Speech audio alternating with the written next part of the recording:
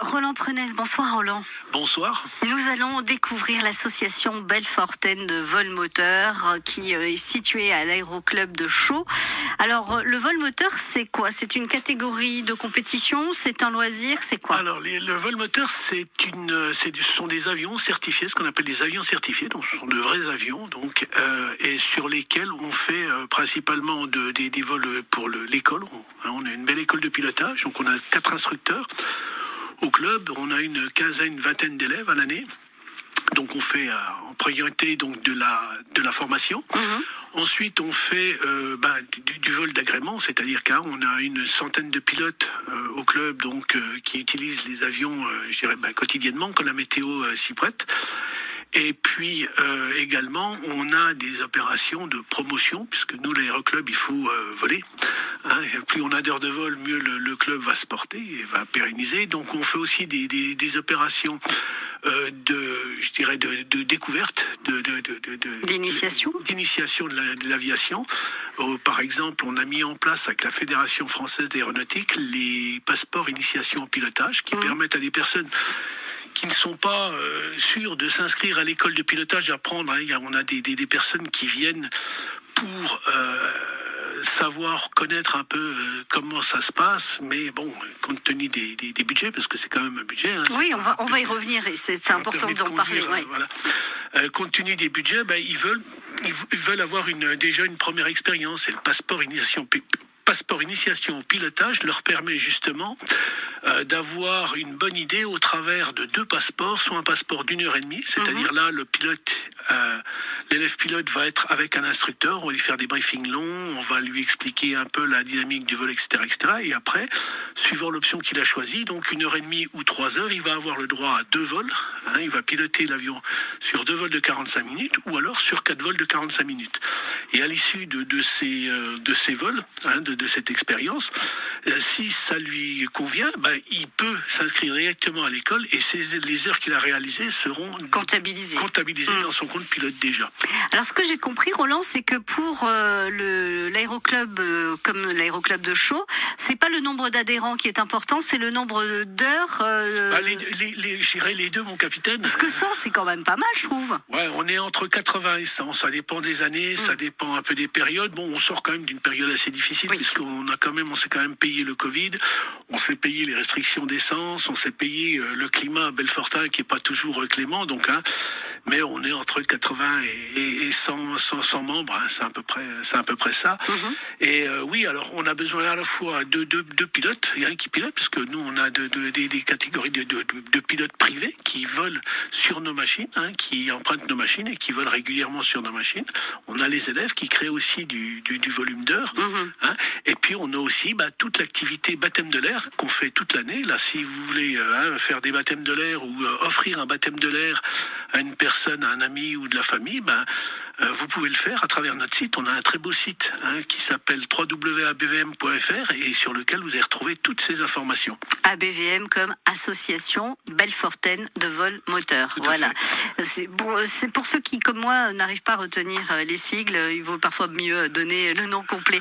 Est-ce qu'il y a un profil type du pilote au sein de l'association? En âge, en genre? Non, le profil type, alors on a de tout. On a des jeunes qui arrivent chez nous dès qu'ils peuvent, c'est-à-dire à partir de 15 ans, on peut les accueillir. Puisqu'un jeune, à partir de 15 ans, il peut passer chez nous, il peut commencer à apprendre à piloter. On ne pourra le lâcher, entre guillemets, pour son premier vol solo qu'à partir de 16 ans. Et il aura le droit de se présenter à l'examen qu'à partir de 17 ans.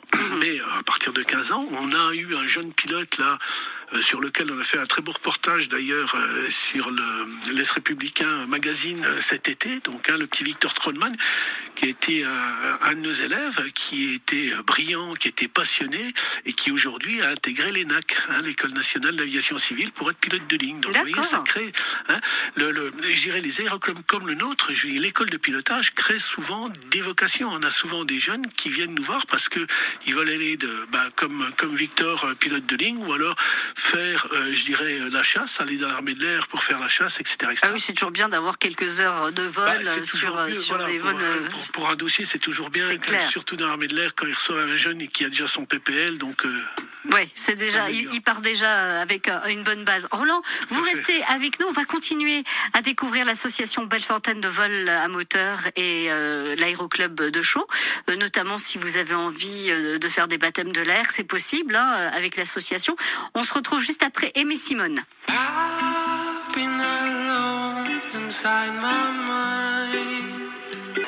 Jusqu'à 19h, France Bleu Belfort-Montbéliard, 100% sport.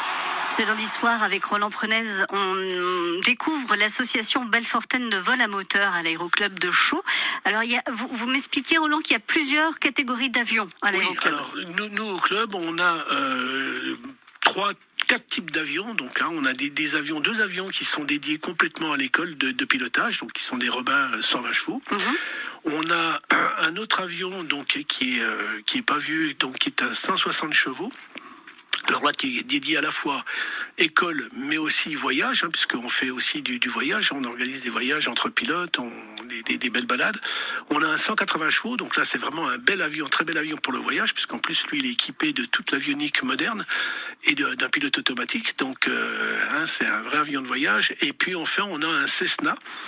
Un Cessna 172, donc ça c'est ces fameux avions, vous voyez, à aile haute, c'est des avions américains, d'origine américaine, et donc ça c'est un Cessna 160 chevaux, donc qui est aussi un avion de voyage.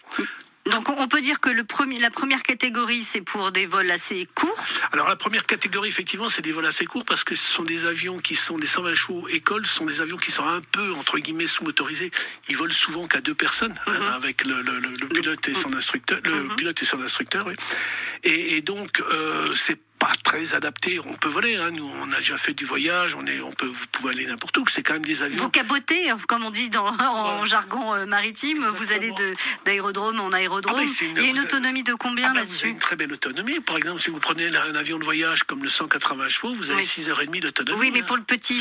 Pour le petit, vous avez 4 heures d'autonomie. Donc 4 heures d'autonomie, c'est un avion qui va à peu près à 190 km/h. Donc vous voyez, en 4 heures, vous êtes loin déjà. Par exemple, alors je me rends pas compte, mais si on part de Chaux en 4 heures, on peut aller jusqu'où maximum? En partant de Chaux, vous allez jusqu'en bas, jusqu'à Perpignan, Marseille, enfin vous allez dans le sud, 4 heures vous allez à Nice, depuis Chaux. On va chercher les huîtres exactement. et ça les nous est oursins. arrivé d'aller à l'île de Ré. Ah oui, c'est sympa ça. Ça c'est très sympa. Alors, on va parler sous. Quand même, parce que vous le disiez, Roland, c'est quand même un loisir ou un sport qui coûte un peu cher. Reprenons les passeports. Les passeports, donc je rappelle, vous proposez des passeports pour découvrir le pilotage. Voilà. Les passeports pour découvrir le pilotage, donc les deux formules, c'est 1h30, donc 3 heures. Alors, il faut aller voir sur le site parce que je ne connais plus tout par cœur, mais le passeport, donc 1h30, il doit être à 271,50 € si mes souvenirs sont bons. Et le passeport 3 heures, il doit être à un peu plus de 500 €. Et là, on entre on pilote vraiment, on est dans l'avion et on pilote. Vous êtes dans un avion, quand vous êtes à la place de gauche, c'est comme dans une voiture. Quand vous êtes à la place gauche, c'est vous le pilote. D'accord. Donc vous êtes à la place du pilote, vous avez votre instructeur. Et alors, bien sûr, le tout premier vol, c'est pas le pilote qui va décoller, atterrir, j'imagine. Qui va lui montrer et tout. Mais j'irai, par exemple, sur des passeports, et c'est pour ça que moi, je préfère toujours conseiller le passeport 3 heures, parce qu'il y a 4 vols. Quand vous avez 2 vols, c'est vraiment là une approche un peu plus... oui, c'est plus pour les sensations, voir comment... les sensations, etc. Alors comment ça se passe quand on est en l'air. 3 heures, le premier vol, vous n'allez pas trop faire, vous allez prendre corps avec la machine, regarder un peu comment ça se passe, comment fait votre instructeur. Le deuxième vol, ça sera un peu mieux, vous serez un peu moins accompagné par les salariés. Et puis, troisième, quatrième vol, là, vous allez commencer réellement à faire corps avec la machine. Donc, c'est pour ça que c'est toujours très intéressant, ce type de... Donc, celui-là, il a combien, ce passeport-là, 3 heures? Un peu plus de 500 €. Alors, il faut le regarder, regarder sur le site. C'est très bien documenté, le site. C'est pour avoir une idée, quoi. Voilà. Vous avez tout sur le site, c'est aux alentours de 500 €. Donc, il faut bien réfléchir, parce que si vous mettez un jeune de 15 ans sur un passeport comme ça et qui vous dit « ouais, j'ai trop envie de continuer », bon, après, il faut budgéter, c'est ça, Roland. C'est clair, oui, là, il faut budgéter. Après, mais bon, c'est comme tout, c'est comme une passion. Regardez, on parle de passion. Un fumeur, vous savez combien il dépense à peu près, un fumeur à l'année? Beaucoup. Je fume un paquet de cigarettes par jour. Non, c'est énorme. Non, mais pas moi je fume plus. Oui. Mais je fume un paquet de cigarettes par jour, eh ben, je vais dépenser 3650 € Dans l'année. dans l'année. Avec 3650 €, On en fait des heures de vol. vous en faites un peu. Hein. Là, je peux vous dire que tout le monde nous dit c'est un sport qui est un peu cher. Oui, non, parce que quand vous regardez ce que vous consacrez sur des choses, et puis à mon avis, il vaut mieux voler. C'est beaucoup plus enrichissant que se tuer la santé à fumer. Ça c'est sûr. Alors, imaginons qu'ensuite, quand j'ai mon brevet de pilotage, j'ai envie d'aller moi aussi manger un plateau de fruits de mer sur l'île de Ré. On loue les avions, c'est ça? Alors, vous n'avez pas, c'est pas une location, c'est-à-dire vous êtes membre une fois que vous êtes pilote, vous avez eu votre brevet de pilote. Vous êtes membre estampillé à BVM, donc là, vous avez accès au site de réservation à BVM. Vous réservez l'avion, vous dites tiens, on va faire un voyage. Il y a beaucoup en été principalement, puisque on a quand même des saisons qui sont un peu raccourcies chez nous, mais principalement, on a des pilotes qui partent en famille, qui disent tiens, moi je vais en Corse. On a un pilote là célèbre chez nous qui part souvent en Corse. Il part en Corse, il prend l'avion, il part le vendredi, il rentre, il se fait un grand week-end, il rentre le dimanche ou le lundi avec son avion. Donc là, il paye juste le carburant. Enfin, quand je dis juste... Il paye le taux horaire, c'est-à-dire un avion, comment ça fonctionne chez nous? Il y a des compteurs horaires. Quand vous démarrez le moteur, le compteur horaire démarre. Quand vous l'arrêtez, il va s'arrêter. Et entre les deux, c'est ce que vous avez à payer. D'accord. On fait la différence des deux. Donc, des avions chez nous, on parlait des avions, les 120 chevaux. Donc, les 120 chevaux, aujourd'hui, c'est un avion qui est à 144 €. Alors, pourquoi 144 €? Ça peut paraître cher, mais un avion comme ça consomme quand même pas loin. Les 120 chevaux, ça fait 25 litres ça consomme 25 litres d'essence à l'heure. Et l'essence aujourd'hui de l'aviation, elle est à peu près à 3 € du litre. Déjà, quand vous prenez dans les 144 €, vous avez plus de la moitié qui est consacrée au coût essence. Donc, et après, il y a l'entretien de l'avion aussi. Alors, après, vous avez l'entretien. Vous avez les assurances qui coûtent extrêmement cher, puisqu'il faut savoir que sur les 5 avions, on a plus de 35 000 € d'assurance à l'année. Et puis la maintenance, un avion comme ça, vous avez à peu près de 15 000 €, entre 10 et 15 000 € de maintenance obligatoire, puisque là, ce sont des avions certifiés. Donc, ces avions-là ont exactement les mêmes programmes d'entretien et de surveillance que les avions que vous prenez quand vous allez vous prendre un avion à Bâle. On a cette même rigueur. Donc, oui, heureusement. Donc, ça coûte toujours. C'est pour ça que les taux horaires de ces avions sont un peu élevés, mais pas tant, parce que quand vous regardez, si vous ramenez à la vitesse où va l'avion, prenez un avion de voyage comme le 180 chevaux là, que l'on a, c'est un avion là, lui qui croise à peu près 250 km/h, donc en 4 heures vous avez déjà fait 1000 km. Donc, quand vous êtes à 4 passagers, vous ramenez ça au temps passé dans l'avion et au taux horaire, vous apercevez que c'est c'est quand même plus cher que de prendre les EasyJet, pour ne pas le citer, mais c'est un plaisir qui est pas si onéreux que ça. Est-ce que dans le brevet de pilotage, et ce sera ma dernière question, Roland, est-ce qu'il y a la mécanique? Est-ce qu'on met les doigts dans le cambouis quand on est pilote? Du tout, parce que en aviation certifiée, c'est soit des mécaniciens en interne au club, mais qui sont certifiés, qui ont toutes les certifications possibles, qui peuvent agir dessus, soit en atelier extérieur. Nous, on a un atelier extérieur, donc sur Mulhouse, qui s'occupe de tout l'entretien de nos avions et qui s'occupe de ce qu'on appelle la navigabilité, le maintien de la navigabilité, parce qu'il y a deux choses, il y a la mécanique et puis le maintien de la navigabilité, c'est-à-dire c'est lui qui certifie que l'avion est toujours capable de voler. Qu'il est étanche, qu'il est...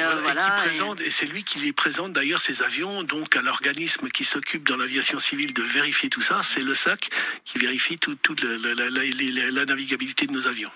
Donc si vous avez envie de vous renseigner, allez donc taper sur un moteur de recherche Association Belfortaine de vol moteur,